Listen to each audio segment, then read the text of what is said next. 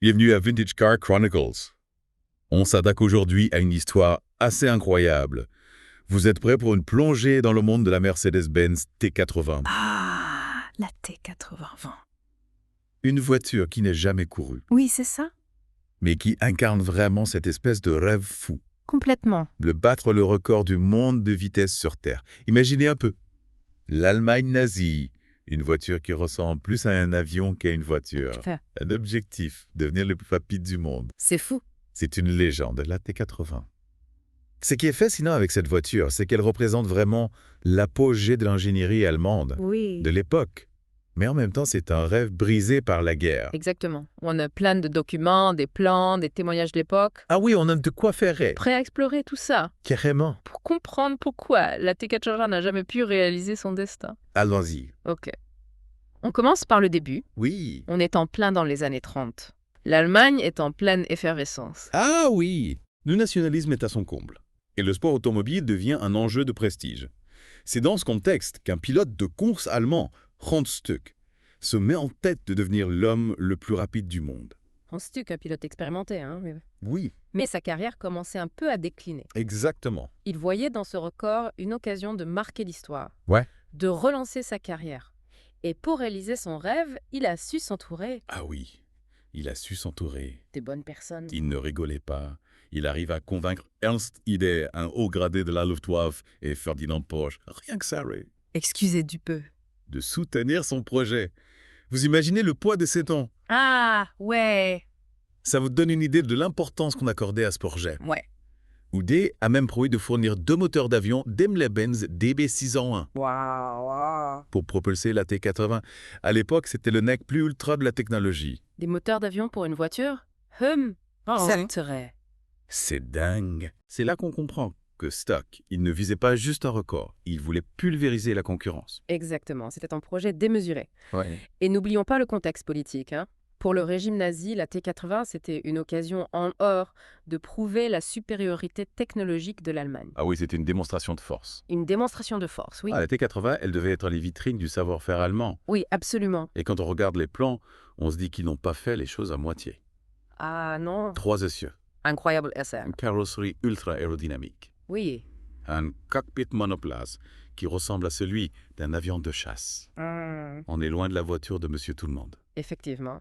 La T80, c'était un véritable monstre de technologie. Oui. Et sous le capot. Oui. Finalement, pas un DB601, Ah, mais un DB603. waouh. Encore plus puissant. On passe au niveau supérieur de ça. C'était quoi ce moteur?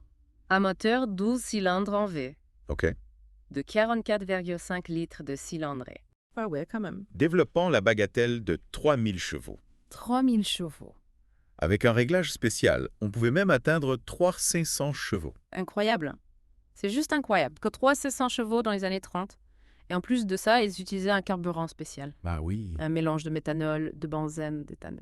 Un cocktail explosif. Une vraie potion magique pour booster les performances. Absolument. Chaque détail de la T80 a été pensé pour la performance. Ouais. Les pneus, par exemple, Oui. développés spécialement par Continental. Ouais.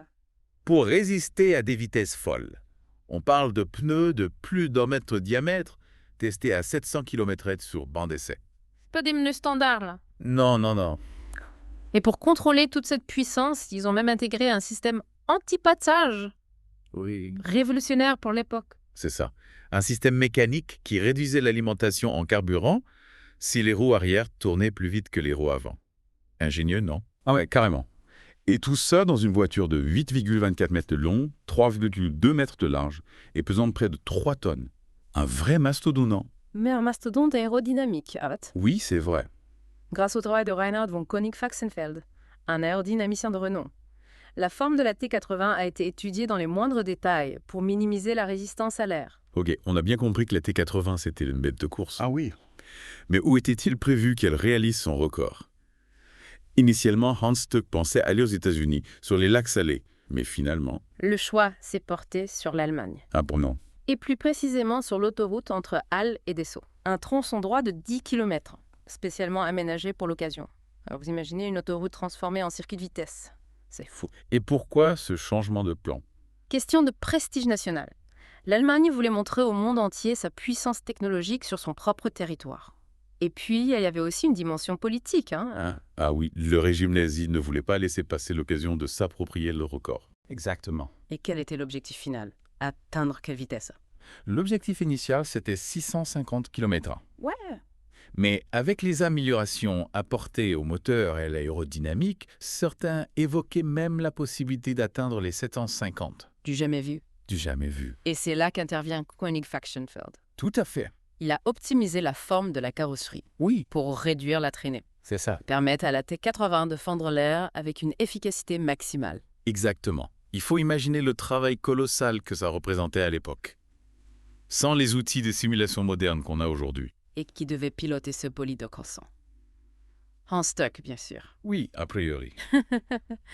Mais il me semble qu'il y a eu à un moment donné une hésitation. Oui, Daimler-Benz a envisagé de confier le volant à son pilote vedette Krzysztof Caracciola. Ah ouais. Mais, finalement, la logique a prévalu. Ouais. C'était le projet de stock. Il était donc le mieux placé pour le mener à bien. Mais l'histoire en a décidé autrement. Le 1er septembre 1939, la Seconde Guerre mondiale éclate, mettant fin brutalement aux espoirs de record.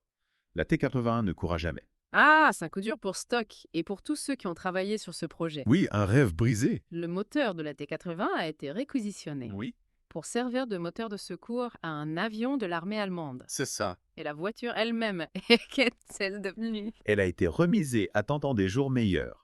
Heureusement, elle a survécu à la guerre. Ouais, Et est aujourd'hui exposée au musée Mercedes-Benz de Stuttgart, un témoin silencieux d'un rêve brisé. quel dommage. Une voiture aussi extraordinaire condamnée à ne jamais rouler à pleine vitesse. Oui, c'est une triste fin pour un projet aussi ambitieux. Mais la T80 continue de fasciner. Ouais. Et de nombreuses questions subsistent. Aurait-elle vraiment pu atteindre les vitesses annoncées? Quel impact aurait-elle eu sur l'histoire du sport automobile? Ah oui, c'est la grande question. Imaginez une voiture allemande pulvérisant le record du monde de vitesse en 1940. Ça aurait été un coup de tonnerre. Exactement. À l'époque, les records de vitesse étaient dominés par les Britanniques, les Français et les Américains. La T80 aurait pu changer la donne, placer l'Allemagne au sommet de la hiérarchie. Oui, ça aurait été une formidable vitrine technologique pour le régime nazi qui cherchait à tout prix à démontrer sa supériorité. Oui, il ne faut pas oublier le contexte politique de l'époque. Oui, c'est clair. La T80, c'est un projet national soutenu par le régime qui y voyait un outil de propagande puissant. On peut imaginer les gros titres dans les journaux, les films de propagande. La T80 aurait été une véritable icône, un symbole de la puissance allemande. C'est certain. Et ça aurait eu un impact sur le développement des voitures de course. Oui. La T80 était une voiture avant-gardiste avec des innovations technologiques qui ont ensuite été reprises dans d'autres disciplines. Par exemple, ça. Eh bien, l'aérodynamisme de la T80 était révolutionnaire pour l'époque. Elle a été conçue comme un avion avec une carrosserie extrêmement profilée et des appendices aérodynamiques qui maximisaient la déportance. C'est vrai qu'on retrouve aujourd'hui des éléments similaires sur les voitures de course modernes, notamment en Formule 1. Tout à fait. L'effet de sol, par exemple, est devenu un élément clé de l'aérodynamique des voitures de course et l'utilisation de matériaux légers comme l'aluminium a été popularisée par la T80. Donc on peut dire que la T80 a eu une influence indirecte sur le sport automobile, même si elle n'a jamais couru. Oui, c'est un héritage invisible, mais bien réel. Elle a inspiré des générations d'ingénieurs et a contribué à l'évolution des technologies automobiles. Et d'ailleurs, en parlant d'héritage, il y a un aspect particulièrement intéressant concernant l'aérodynamisme de la T80. Ah bon, dites-moi en plus. Eh bien, les analyses modernes ont révélé que la forme de la T80, notamment sa partie arrière, crée involontairement un phénomène qu'on appelle aujourd'hui l'effet de diffuseur. Le diffuseur. C'est un terme qu'on entend souvent en Formule 1, non? Expliquez-moi ça, je ne suis pas sûr de bien comprendre. Bien sûr. Imaginez l'arrière de la voiture comme une sorte de rampe inversée. Oui. Cette forme particulière accélère le flux d'air qui passe sous la voiture, ce qui crée une dépression et donc une force d'appui supplémentaire. C'est comme si la voiture était aspirée vers le sol. Ah d'accord. Donc la T80 avait un diffuseur intégré sans que ses concepteurs le sachent pour. En quelque sorte, oui. Incroyable. C'est un heureux hasard. Ouais. Mais qui aurait pu se transformer en cauchemar à haute vitesse. Comment ça? Eh bien, l'effet de diffuseur, combiné à la puissance du moteur et à l'aérodynamisme de la carrosserie, aurait permis à la T80 d'atteindre des vitesses phénoménales. Mais cela aurait aussi pu la rendre très instable, voire la faire décoller du sol. Attendez. Vous voulez dire que la T80 aurait pu s'envoler le fois? Oui, c'est une hypothèse sérieuse. Imaginez un peu le spectacle et le danger. C'est incroyable. La T80 était vraiment une voiture en avance sur son temps, mais peut-être un peu trop faux. Oui, c'est une histoire fascinante, pleine de paradoxes. La T80, c'est à la fois l'incarnation du génie humain Ouais. et la fragilité des rêves face aux événements de l'histoire. Alors, on a vu que la T80 était une prouesse technologique, mais est-ce qu'on peut vraiment dire qu'elle aurait pu atteindre les 750 km/h évoqués à l'époque Leoneva? C'est difficile à dire avec certitude. Les estimations de l'époque étaient basées sur des calculs théoriques, sans tenir compte de tous les facteurs qui peuvent influencer la vitesse d'une voiture en conditions réelles. Oui, c'est vrai. Les analyses modernes suggèrent qu'elle aurait pu atteindre les 750 km/h, voire plus. Ouais. Mais la question de savoir si elle aurait pu atteindre les 750 km/h reste ouverte. Dommage qu'on n'ait jamais pu le vérifier en conditions réelles. Oui, c'est un regret pour tous les passionnés d'automobile. Mais la T80 reste un objet fascinant. Une machine à rêve qui nous rappelle que l'innovation et l'audace technologique peuvent parfois défier les limites du possible. Et qui nous montre que même les projets les plus ambitieux peuvent être stoppés net par la réalité de l'histoire. Exactement. La T80, c'est une leçon d'humilité, mais aussi un hommage au talent des ingénieurs et à la beauté des machines. Bon, on n'a pas encore fini d'explorer l'histoire de la T80. Ah non, On va s'arrêter là pour aujourd'hui. d'accord. Mais on se retrouve très vite pour la suite de cette plongée fascinante Avec plaisir. dans l'univers de cette voiture extraordinaire. À bientôt. À bientôt. On est de retour pour la suite de notre exploration de la Mercedes-Benz T80. Voilà. On a vu hier à quel point cette voiture était une prouesse technologique Oh ouais. pour l'époque, mais aussi un symbole Oui, de l'ambition du régime nazi. absolument. Et justement, j'aimerais qu'on creuse un peu plus cet aspect. Imaginez la T80 pulvérisant le record du monde de vitesse en 1940. Oui. Quel impact aurait eu un tel exploit sur l'Allemagne nazie? Ah, c'est une question fascinante. Imaginez la scène. Une voiture allemande plus rapide que tout ce qui existe, symbole de puissance et de technologie, ça aurait été une victoire extraordinaire pour la propagande nazie. Ah, c'est clair. Ils auraient utilisé cette victoire à des fins de propagande. Ça ne fait aucun doute. Ah oui, On aurait vu la T80 partout, dans les journaux, dans les films, sur les affiches. exactement. La T80 aurait été présentée comme la preuve irréfutable de la supériorité de la race aryenne, de la puissance de l'industrie allemande. Oui. Un outil de propagande redoutable. Et au-delà de la propagande, quel aurait été l'impact sur le monde du sport automobile? Est-ce que la T80 aurait pu influencer le développement des voitures de course en... Sans aucun doute. La T80, c'était une voiture avant-gardiste, avec des solutions techniques très innovantes. Si elle avait couru et battu le record, elle aurait forcément inspiré d'autres constructeurs. Vous pensez à des innovations précises? Prenons l'aérodynamique par exemple. Oui. La T80 était conçue comme un avion avec une carrosserie extrêmement profilée. On a vu hier qu'elle a intégré même, sans le savoir, un effet des diffuseurs. Oui. Ce sont des concepts qui ont ensuite été repris et développés dans d'autres disciplines, notamment en Formule 1. C'est vrai qu'aujourd'hui, on retrouve des éléments similaires sur les voitures de course modernes. Ailerons, diffuseurs, forme aérodynamique. Tout à fait. Et l'utilisation de matériaux légers comme l'aluminium était aussi une innovation majeure de la T80. Ouais. C'est une pratique qui s'est généralisée par la suite dans la construction automobile, toujours dans un souci de performance. Donc même si elle n'a jamais couru, la T80 a quand même laissé une trace dans l'histoire du sport automobile. Oui, c'est un héritage indirect mais bien réel. Elle a inspiré des générations d'ingénieurs et a contribué à sa manière à l'évolution des technologies automobiles. C'est fascinant de voir comment un projet inachevé peut avoir une telle portée. On peut dire que la T80 était un peu en avance sur son temps, non? Oui, c'est le cas de le dire. D'ailleurs, on l'a vu hier avec l'effet de diffuseur, certaines innovations étaient même trop avancées pour l'époque. Ah oui, c'est vrai. Imaginez un peu une voiture qui décolle du sol en pleine tentative de record de vitesse. Ça aurait été un sacré spectacle. Et probablement un désastre. Ouais. Mais on peut se demander si les ingénieurs de l'époque auraient pu anticiper ce problème et le corriger. Après tout, ils étaient très compétents et la T80 a fait l'objet de nombreux tests. C'est vrai. On ne saura jamais ce qui se serait passé si la T80 avait réellement pris la piste. Mais une chose est sûre, elle reste une voiture fascinante qui continue d'alimenter les discussions et les spéculations. Absolument. Et d'ailleurs, j'aimerais qu'on aborde un autre aspect intéressant de l'histoire de la T80. Oui. Son destin après la guerre. On a dit qu'elle était exposée au musée Mercedes-Benz de Stuttgart. Mais il y a eu des appels pour la restaurer et la faire rouler. Ah, bon. C'est possible de faire rouler une voiture aussi vieille et aussi complexe. C'est un défi technique considérable, bien sûr. Mais imaginez un peu, Voir la T80 prendre la piste, entendre le rugissement de son moteur, ce serait un rêve pour tous les passionnés d'automobile. Ça, c'est sûr. Mais est-ce qu'il y a vraiment des chances que ça arrive un jour? Difficile à dire. Il y a des obstacles importants. Le coût de la restauration, la complexité technique, la recherche de pièces d'origine. Et puis, il y a la question éthique. Ah oui, bien sûr. Est-ce qu'il est vraiment acceptable de faire rouler une voiture qui est destinée à servir la propagande nazie? C'est un débat complexe. Certains pensent qu'il faut laisser la T80 au musée comme un témoignage du passé, sans chercher à la réanimer. D'autres estiment qu'il est important de la faire rouler pour lui donner vie et rendre hommage au travail des ingénieurs qui l'ont conçue. C'est vrai que ce serait dommage de la laisser dormir éternellement dans un musée. Mais en même temps, il faut être conscient du contexte historique et des implications symboliques d'une telle décision. Exactement.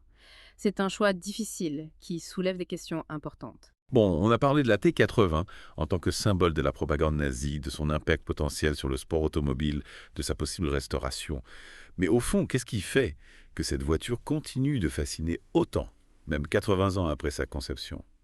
Je pense que c'est un ensemble de facteurs. Oui, D'abord, il y a l'aspect technologique. La T80, c'était une voiture révolutionnaire pour son époque, une véritable prouesse d'ingénierie. Ensuite, il y a l'histoire.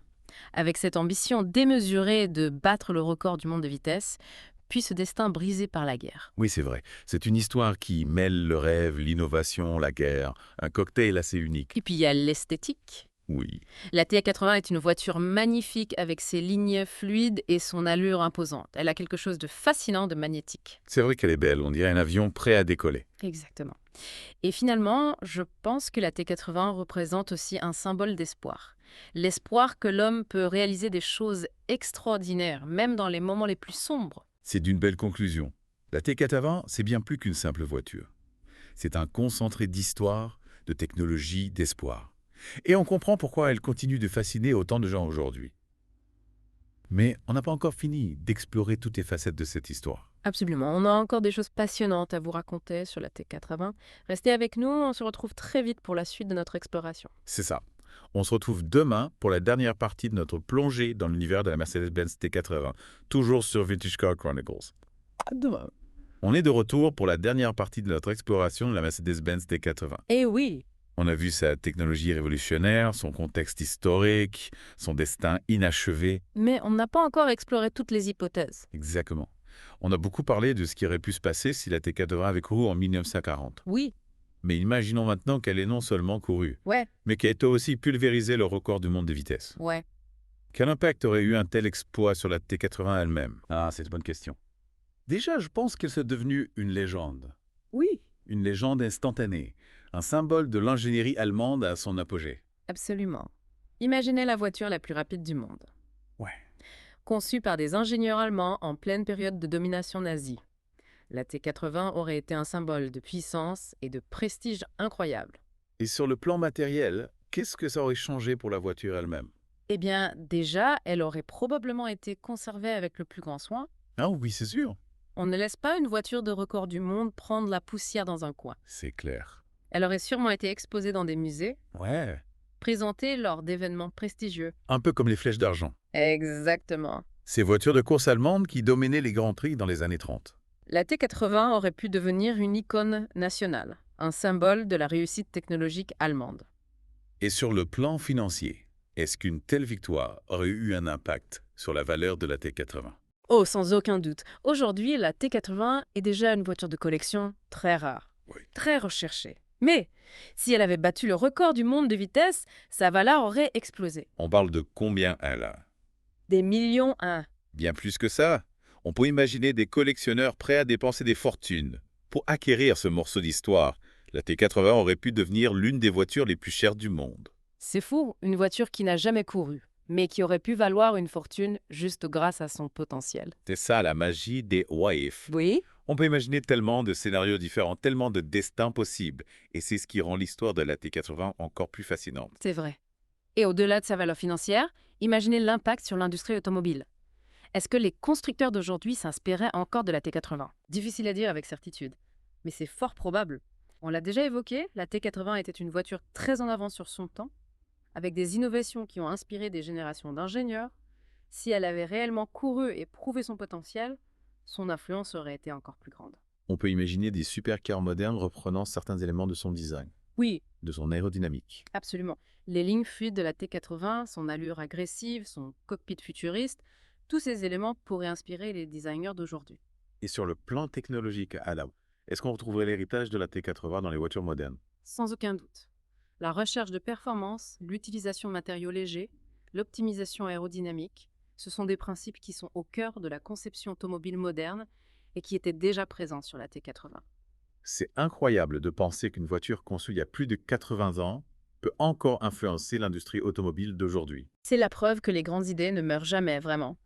Elles peuvent traverser le temps, inspirer de nouvelles générations et continuer à façonner le monde qui nous entoure. C'est une belle conclusion. La T80, c'est bien plus qu'une simple voiture. Oui, C'est un symbole d'ambition, d'innovation et de potentiel inexploité. et c'est aussi une invitation à la réflexion. Où Qu'aurions-nous fait à la place des ingénieurs de l'époque? Aurions-nous pris les mêmes décisions? Aurions-nous osé rêver aussi grand? Ah, les fameux what if. On pourra en parler pendant des heures. Oui, Mais il est temps de conclure notre exploration. Merci beaucoup de nous avoir éclairés sur cette voiture extraordinaire. avec plaisir. C'était passionnant de plonger dans l'histoire de la T80 avec vous. Eh bien, chers auditeurs, j'espère que vous avez apprécié ce voyage dans le temps. La Mercedes-Benz T80, une voiture de légende qui n'a jamais couru, mais qui continue de fasciner et d'inspirer. Merci de nous avoir écoutés et on se retrouve demain pour une nouvelle exploration automobile sur Vintage Car Chronicles. À demain. Et n'oubliez pas, Vintage Car Chronicle, c'est tous les jours.